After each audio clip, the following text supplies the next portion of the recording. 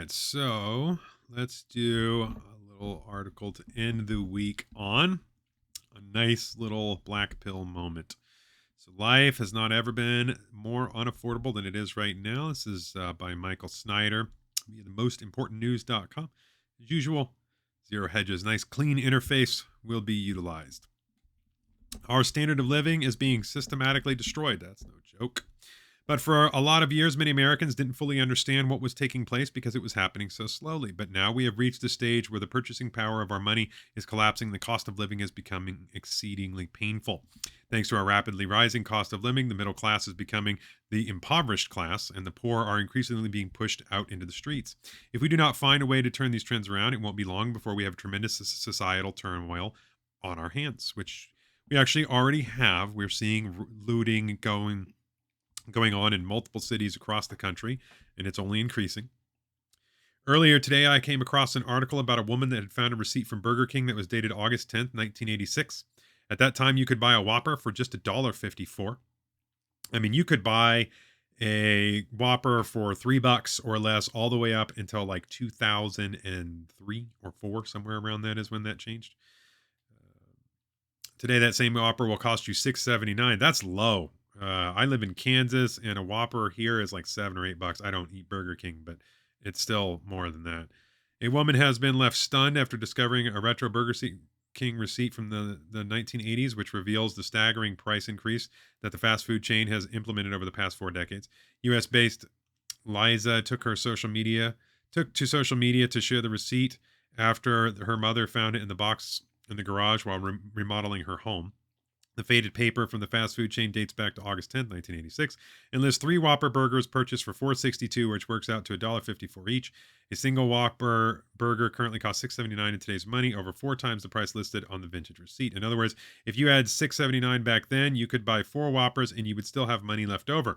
This is what inflation does. It destroys our purchasing power. Another woman named Melanie that makes $34 an hour is so stressed financially that she literally tries to make one loaf of rye bread last her for the entire week. What I've been doing is I buy a loaf of rye bread and I work really hard to keep one loaf of rye bread lasting me the whole week. And I eat peanut butter, so I'll eat peanut butter toast whenever I'm hungry. That's a good strategy for people that are struggling right now. Peanut butter is a lot of good calories. It's got protein in it. It'll fill you up. Peanut butter and bread, peanut butter toast, it works. In the old days, if you were making $34 an hour, you were living the high life. I mean, when I was a kid, I wouldn't have dreamed of making $34 an hour.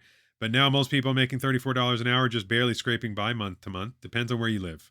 In my town, $34 an hour would put you on the upper end. And I live in a town of 50,000. Of course, it isn't just food that has become absurdly expensive.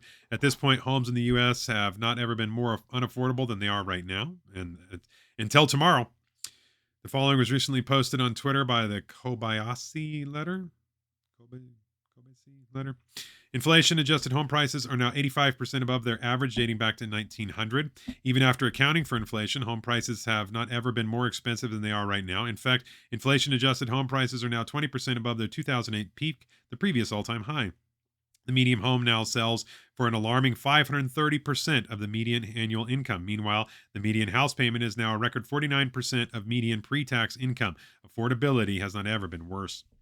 We have not ever seen anything like this in the entire history of our country. I've been saying this all the time, especially on Twitter to people on the left. I remind them, this is the worst economy in history. And they're like, no, this is great. I'm like, you cannot believe that. You go to the store, you buy food, butter, for a pound of butter, it costs $8 for the cheap stuff, man.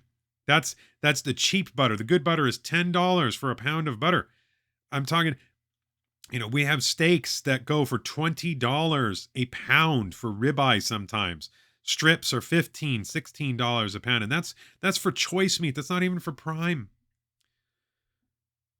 Since the beginning of 2019, the median price of a home in the U.S. has risen by more than $100,000. In fact, comparing present prices to levels before the virus pandemic, St. Louis Fed numbers show a median priced U.S. home rose from $313,000 in the beginning of 2019 to $416,000 today, which is absurd. $300,000, the median price. Now that is including all of the rich prices, all of the extremely expensive mansions that are going for 50, $100 million and stuff like that. That brings the average up considerably. But even in my town, I used to live in a house last year, and I moved to this one. It was a 2-bedroom house with a dilapidated basement that was a dirt basement, unfinished for the most part. It did have partial finished walls and a floor, but it wasn't well done. It should be condemned. The house was twisting on the foundation. You could literally see that it had rotated about 5 degrees or so. The gaps in the floors from the underneath my doors had grown from an inch to over 6 inches. And so I was like, I got to get out of this house before it collapses. And that house sold for $98,000, which is absurd that something like that could go for such a huge amount. In 2006, I had a house that we bought for $80,000, and it was actually at the peak of the market, and it immediately went down to like 68,000. We lost our shirts, but then it slowly climbed back up. In 2022, the house was sold for $140,000. Absurd. Rental prices have gone completely nuts as well. Yep. I paid $700 a month to live in that condemned house, and I now pay $1,200 a month to live in this one. And I happen to, it's hilarious because I just so happen to live in a house where I knew a kid growing up that lived in this house. Like I was friends with him, and I know what his parents paid for this house. They paid $495 to live in this house in the 90s. Let's see. As I discussed last week, the median asking rent in the United States is now over $2,000 a month. Well, at least I'm underneath that. Over the past couple of years, we have seen unprecedented rent hikes, and the vast number of renters have been getting the boot. In fact, we are seeing a tsunami of evictions in the Los Angeles area right now. With Corona-era protections gone, the number of renters facing eviction in Los Angeles continues to climb by the thousands each month. From February through the end of August, approximately 50,000 eviction notices were filed by landlords in the city, according to the figures released Monday by the LA Comptroller's Office. A spokesman said 96% of them involved non-payment of rent, and landlords were owed $186.5 million collectively. So where will all these people go? If they are young enough, perhaps they can live with their parents, but many will not have that option. Up to this point in 2023, homelessness in the United States has been rising at the fastest pace ever recorded, and a lot more Americans find themselves without a home between now and the end of the year. Meanwhile, all those who are still scapegoating, still scraping by, will find it harder and harder to make ends meet. The average rate of interest on our credit card balances has risen from 16% in February 22 to more than 22% today. As a result, an increasing number of Americans find themselves unable to keep up with their payments, and it is being reported that credit card losses are rising at the quickest rate since the last financial crisis. Credit card companies are racking up losses at the fastest pace in almost 30 years outside of the great financial crisis, according to Goldman Sachs. Credit card losses bottomed in September 2021, and while initial increases were likely reversals from the stimulus, they have been rapidly rising since the first quarter of 2022. Since that time, an increasing rate of losses only seen in recent history during the recession of 2008. It is far from over, the firm predicts, and that's for sure, because we've hit over $1 trillion in credit card debt for the first time ever. It's just going up, and people don't have the money to pay it back. In fact, the number of bankruptcy cases in August 2023 was 18% higher than it was in August 2022. Way to go, Biden. Millions upon millions of Americans have been turning into debt in order to keep up with the cost of living, but as economic conditions deteriorate, financial institutions are starting to get much tighter with their money. So we are moving into a time when the U.S. consumers will find it much more difficult to take on new debt. Nearly 60% of the respondents of a New York Fed Consumer Expectations Survey said it is harder to get credit cards, mortgages, and other loans than it was a year ago. It was the highest level since the New York Fed started the data series back in 2013. So that means it doesn't even count 2008. Another Fed survey of loan officers reveals their fears aren't unfounded. Banks reported that lending standards tightened across all consumer loan categories and all categories of residential real estate loans. Meanwhile, the number of banks reporting tighter standards for credit cards rose by 36%. Banks have also significantly tightened standards for business loans. This is a recipe for disaster. That is definitely true, without a doubt. This is certainly a recipe for disaster, but there is no going back now. In fact, the rising price of oil is going to cause an enormous inflationary pressures throughout our entire economic system in the months ahead. On Tuesday, a senior market analyst at Oanda warned that it appears that nothing is going to get in the way of this oil price rally. Energy traders know a bullish trend when they see one, and it will take a lot more than a strong dollar, softer Russian ban, and weakened demand to disrupt this rally. When the price of oil reaches $100 a barrel, that will be painful, but we can handle that. But the chief executive of Continental Resources is projecting that the price of oil could eventually reach $150 a barrel.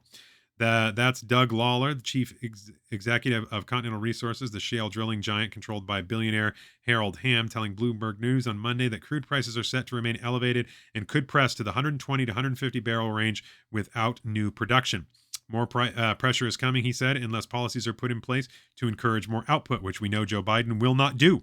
They have declared war on oil. They did it from the outset.